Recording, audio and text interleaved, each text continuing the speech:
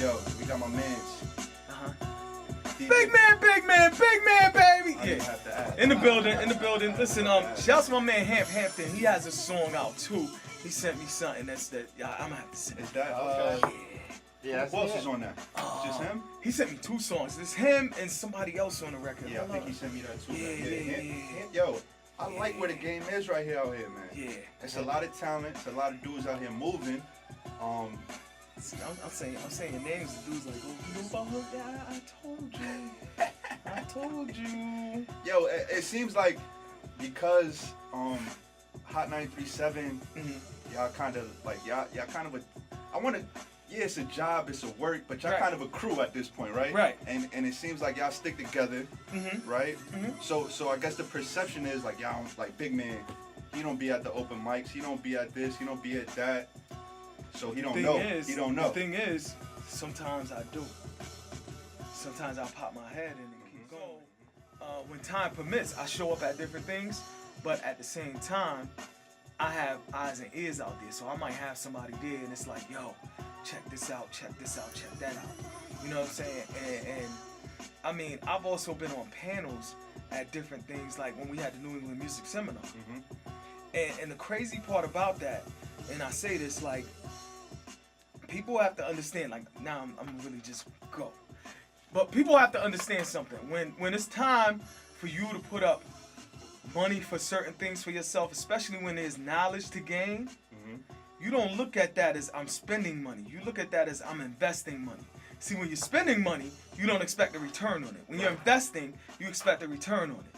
And if you're spending money on yourself and on your craft, it's an investment. The best bet that you can place is on yourself. And so it really sickened me when, I'm going in to be on the panel for the New England Music Seminar. I've been on the panel I've had infamous rants on the panel. All right, shouts to my man Jay Hatch and June Archer and all them. But I've been on the panel with attorneys, entertainment lawyers, A&R people, everything else. And I've walked past artists here in this state who didn't want to pay the money to go in. Man, I'm not spending that type of money. That means you don't believe in yourself. You want me to believe in you when you're telling me. Yeah. By not spending the money to get in there, you're going to be up close and personal and have conversations with the movers and shakers, the decision makers in the industry. And we didn't have just like, the cats that show up like, yo, could you play this record? No, we had dudes who made decisions on careers. Right. People who made moves.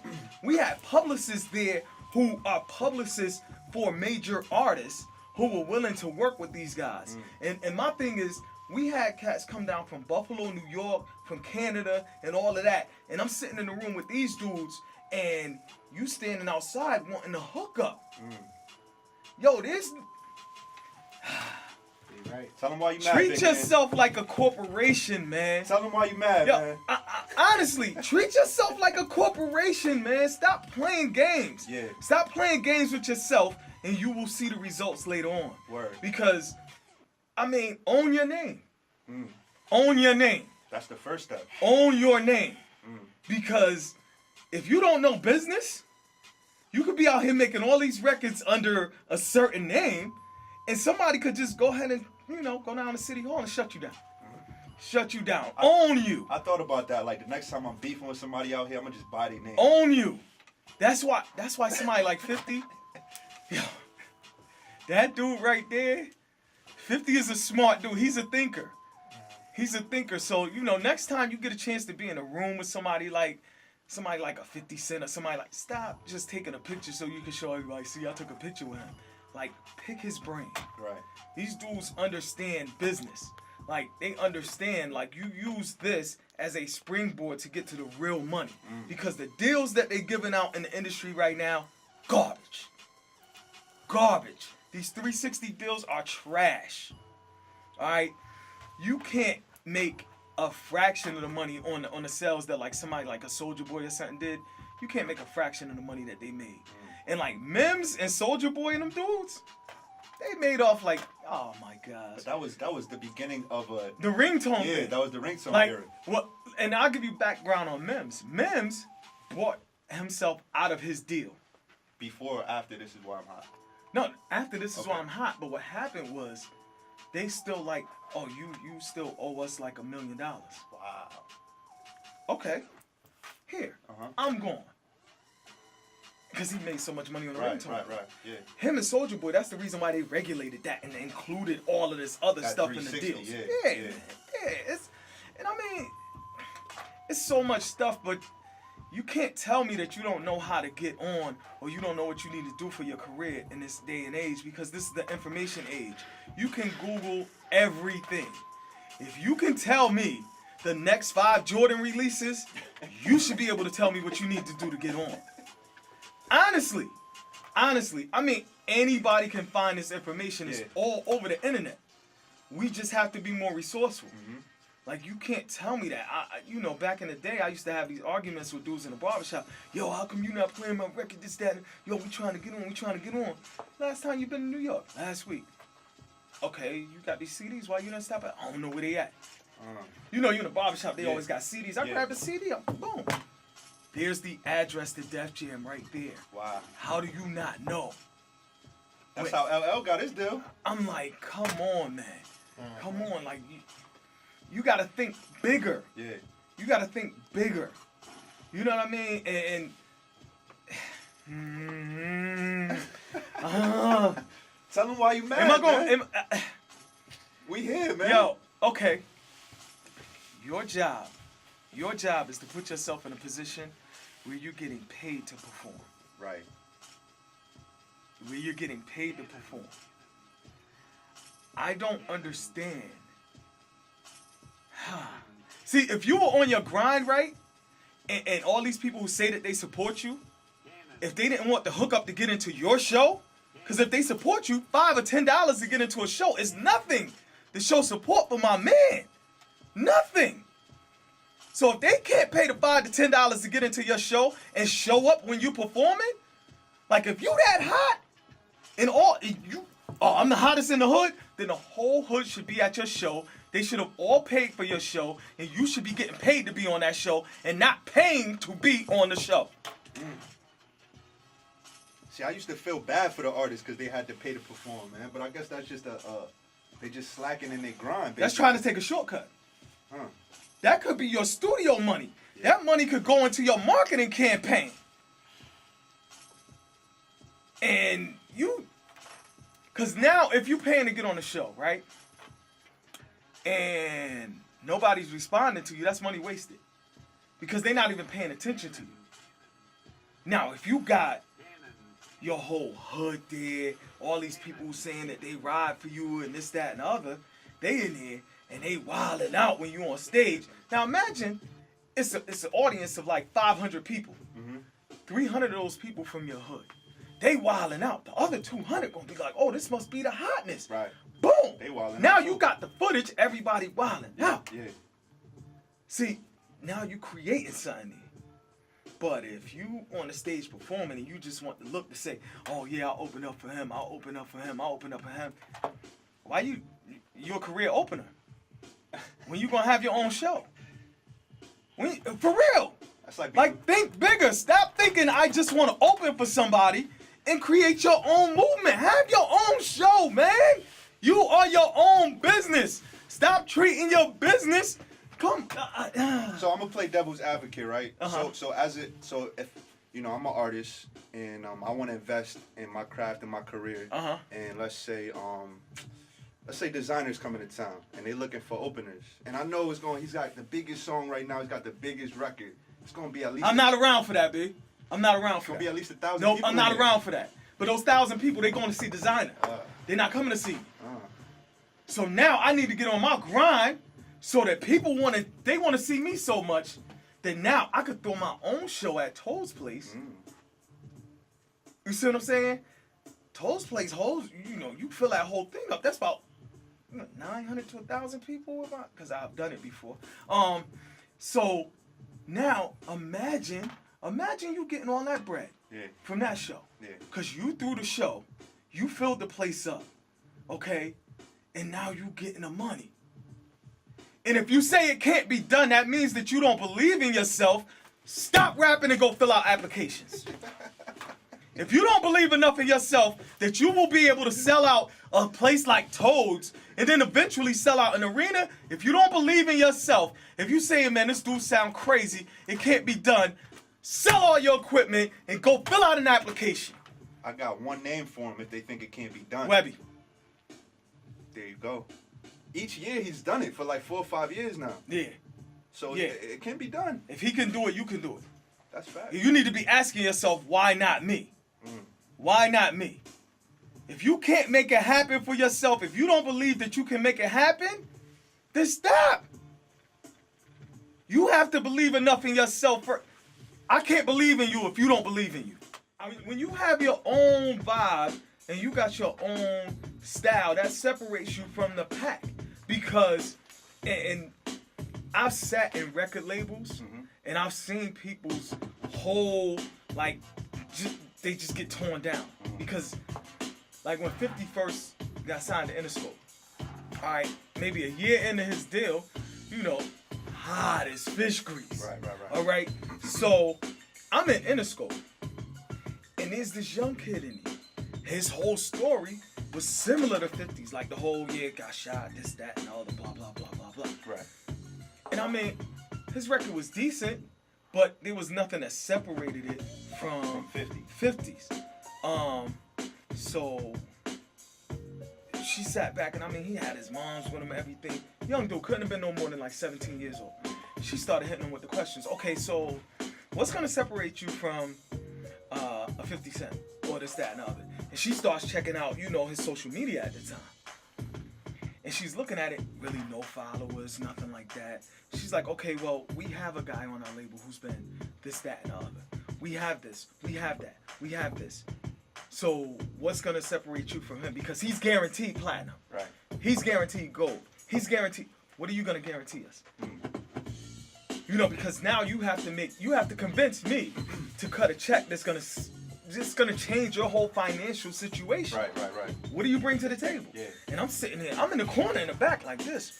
Wow, his hopes and dreams are being thrown out the window. But I got where she was coming from, because if she cuts that check, if she says yes, then it's like he has to produce, or now she's on the line. Yeah, her job is on You know the what I line. mean? Yeah. So it's like supply and demand. If there's no demand for you at this point, because it's like everybody can't be the killer. Right.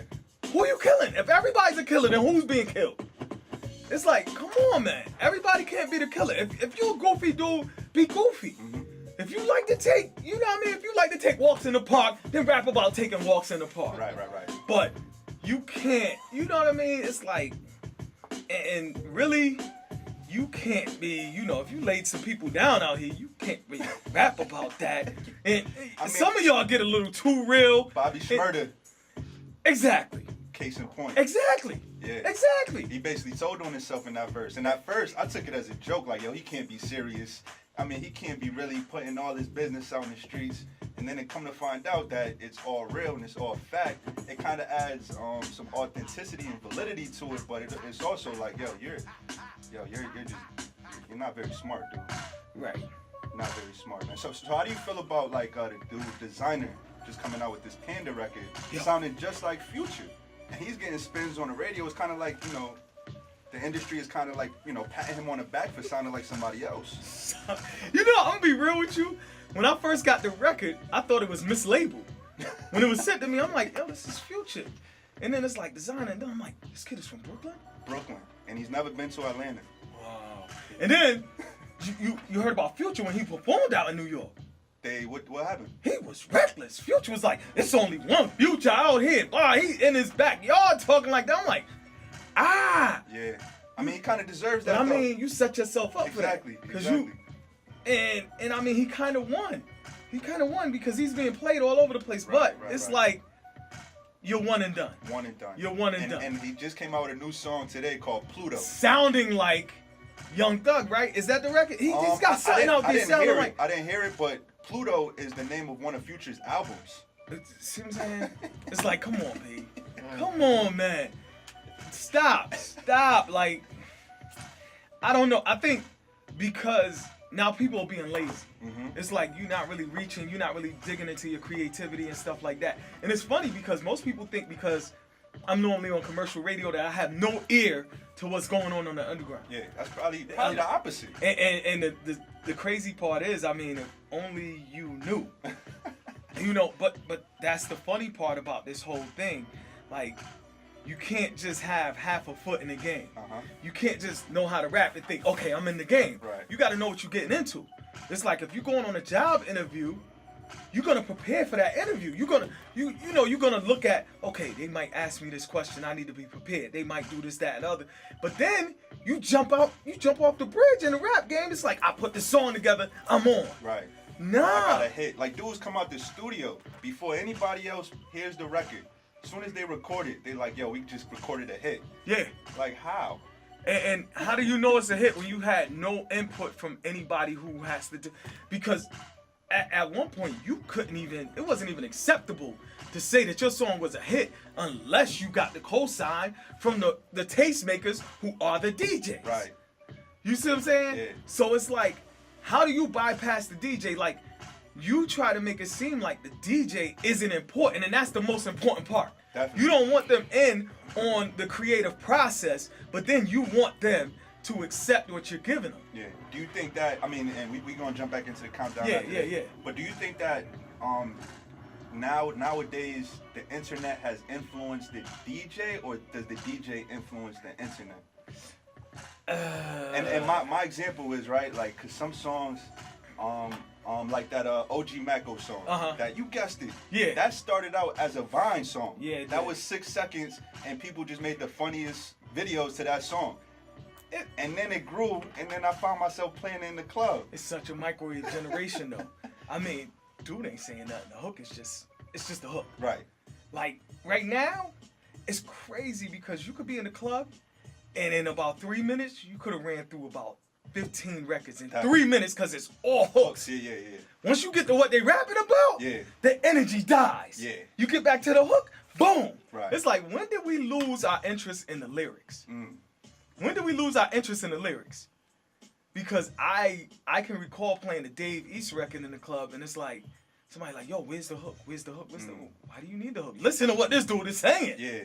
But I mean, nowadays the club has kind of been, I want to say, like, you know, overtaken. Like, the takeover has been by the strip club. The strip club's taking over the regular club. Now we go to the regular club and we hear strip club music. And you know what's crazy? It's like, at one point, the East Coast dictated the hip hop game. It's not anymore. Nah. Because the strip club and all that, that's a culture that was in the South. That's a culture that was in the South. Like, I'm going to give you my take on something a little later on. But it's a culture that was in the South, and they were breaking records in the strip club in the South. Yeah. Like, if you listen, all of these records are strip club records, and they're records that start in the strip club. The tastemakers are the strippers now. Yeah. It's all up here. All these records that we playing in the club now, all records that you know, they like originated from the strip club. Right. All of them. All of them. You can't have people saying yes to everything that you're doing, because, look, I do blends all the time. Every blend that I do, is it hot? No. I mess up on it. But I got people around me who be like, yo, you shouldn't have used that beat. You know what? You right. You see what I'm saying? They're not, oh, that was hot. Then, nah, you just around. Yeah, but you just around. You gotta be as real as possible. Let me play devil's advocate one more time, right? So the people around you, now you said put yourself in good company, but I mean, in this environment, right? There's not a lot of people that's actually seen the promised land, so to speak. You know what I'm saying? That's been to the peak of the mountains, been to the city, been in the labels, you know, that actually know what they're talking about. So whose opinion do you really trust and believe if there's nobody really around? And that's where you gotta expand. You gotta expand your brand. See, my thing is this: if you got family in the South, go visit them, grind it out, network with people. You gotta put yourself in uncomfortable positions to get to where you need to be. If you stay in your comfort zone, you never growing. I'm like, you expect strangers to buy your music, but you're not willing to go out and meet these strangers. Like, you can't be out mean mugging all day long because you mean mugging the people who you want to buy your music. Right. Like, I can't support your music if I don't know that you have music. If I don't know that you're an artist, I can't support it. You see what I'm saying? You have to, people have to like you and they want to be able to relate to you. And relating to you ain't just, you talking about you, that dude in the streets, this, that, and the other. Come on, man. Get out there and network. You gotta have, and this is, come on, what is it? These days, keeping it real is just being yourself. Like, and there's so many people who are not. Exactly, right? But I want to say, because you can't really say keeping it real or most people, when they say keeping it real, they're using somebody else's definition because they want to be accepted by those other people. Nah, I get it. And I was going to use that definition of keeping it real. That's what they want to do. The perception of keeping it real is like being gangster or street or whatever. And I guess what I'm saying is, like, artists have to compromise sometimes to not struggle. Compromise what, though? Their artistry. You don't think so? Not these days, nah? No, here's the thing. People need different experiences. They need different experiences, different vision. They need different things to look at. And so that's why I'm like, expand your mind. Because everybody's not going to get signed rapping about the same thing. Because that's like you have a whole bunch of the same artists on one label. That starts to sound tired. Yeah. That starts to sound tired. Like when people say all these cats from the South sound the same. They saying the same thing about all these cats from the North sound the same. Yeah. Difference is, these cats from the South, they sound happy. We sound angry. And it's like, at the end of the day, what are you doing this for? Because if you have kids, all right, and you are doing this because you want your kids, what's your why in this game? Why are you doing this? What is your reason for doing this? What is your reason for doing it? Because are you doing it to impress the next man over here? Because, yo, I don't want my man to say that, I sound corny. Or are you doing it to feed your family? Are you doing it to feed your family? Because, I mean, how do you look at your kid? Yeah, well, we can't eat tonight because I'm trying to keep it real. I was keeping it real today. I was keeping it real today, so I because you know what I'm saying, I ain't wanna, because I want to keep it real, because I don't want dudes to say that I'm soft. Shut up. Yeah.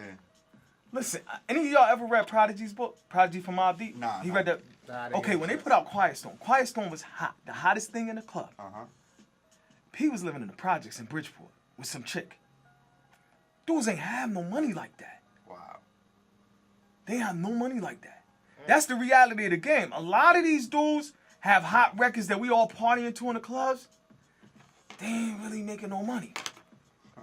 Because right now, like, we always want the shortcut approach. These dudes, like Yo Gotti and them dudes pay. People trying to figure out why. Why? Because they support each other down there. All they people gonna pay money to be in the shows. Our people want to get in free with us through the back door and be on stage like they was in the studio making a record. Get in the crowd, man. Get in the crowd. So if the label is looking at this like, who do we sign? They can't even see the dude rapping because all the dudes who can't spit a lyric. Them dudes on stage trying to be in front of the camera. So you got the microphone and you behind all your boys because you might be about 5'10". All your boys are 6'3". They in front of you. They don't even know who rapping. Get off the stage, man. Get in the crowd, get the banners, get the billboards and everything, and y'all get through the crowd and start making noise, man. Make the crowd hype for your man that's on stage. Word. Stop trying to be the star when you ain't do nothing. You ain't do nothing but try to get in free. Cloth talk. I'm just saying, man. I've been wanting to vent like this for a long time. So this is what I do. Going, man. Cloth talk, man. Hit us up. Hit Bigg Mann up on Facebook if you want him to come back next month on Titanium Radio. Or on the Twitter and Instagram at DJ Bigg Mann, 2 G's, 2 N's. Hit me up, man. Anytime, man. Anytime. I come through anytime. I got love for y'all cats, man. QT, that's my man. Yo, come on, man. Y'all cats. Come on, man. This is love, man. This is where I started. Word. This is where I started QTQ back in 19. Oh, nah, I'm not gonna do that. But I'll put it out there. I mean, I had played football for Weaver a couple times, for a couple years, and rest in peace to Coach Jones. I played for a couple years, and I figured out, yo, this is fun, this DJing thing, man. And Kev Walker, these cats from Bowles Park, Buzzy, all these dudes was DJing, and John was DJing. I was like, yo, I could do this. So I begged my father to buy me turntables, man. Did he say no the first time? No, I was kind of spoiled. My father bought the turntable. He gave me the money to buy them. I bought them off John Hollins. I bought 2 turntables off him. All right, and he went and bought 1200s. These were Techniques. They weren't 1200s. And I ended up doing QTQ back in 86, 87. All right. Yeah.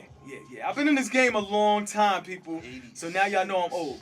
All right. I've been in this game a long time, and I mean, this was back then, and you know, it's just crazy, and I never gave up on it. You got to know your passion from your gift. You know what I mean? And sometimes it's closely related. But don't give up on it. If you feel like, if you can think it, you can make it a reality. Mm-hmm. But you got to believe that you can do it. And you can't give up on yourself.